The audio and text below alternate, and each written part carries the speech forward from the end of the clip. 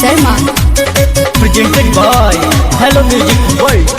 लागता नया टबलेट आइल बाटे पतंजलिया के, लागता नया टबलेट आइल बाटे पतंजलिया के। 3 महीना में लइका भइल, 3 महीना में लइका भइल, देखो ना अंजलिया के। 3 महीना में लइका भइल,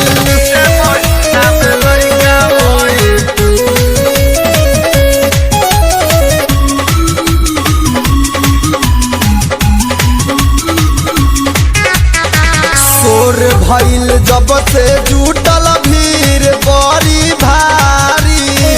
सभे देख देतावे काटल काटल गारी। शोर भइल जब से जुटल भीड़ बड़ी भारी।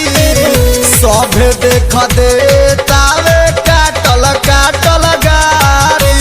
टोला महला जानिए गइल बिगड़ल एकर हलिया के।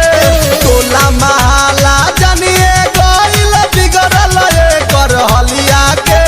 3 महीना में लइका भइल, देखो ना अंजलिया के। 3 महीना में लइका भइल, देखो ना अंजलिया के।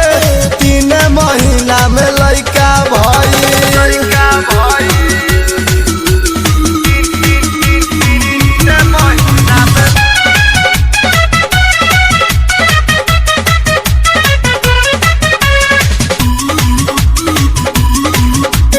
presented by Hello Music World। Writer Chandan के तू राहु होई जी। नीरज निशानी के चिखावता रुचि जी। राइटर चंदन के तू राहु होई जी। नीरज निशानी के चिखावता रुचि जी। अमरजीत रसीला खाली पूछे एक सवालिया के। अमरजीत रसीला खाली पूछे एक सवालिया के।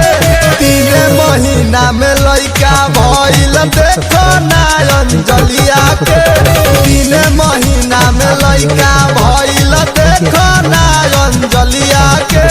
3 महीना में लइका भइल। कैसा हमें कमेंट कर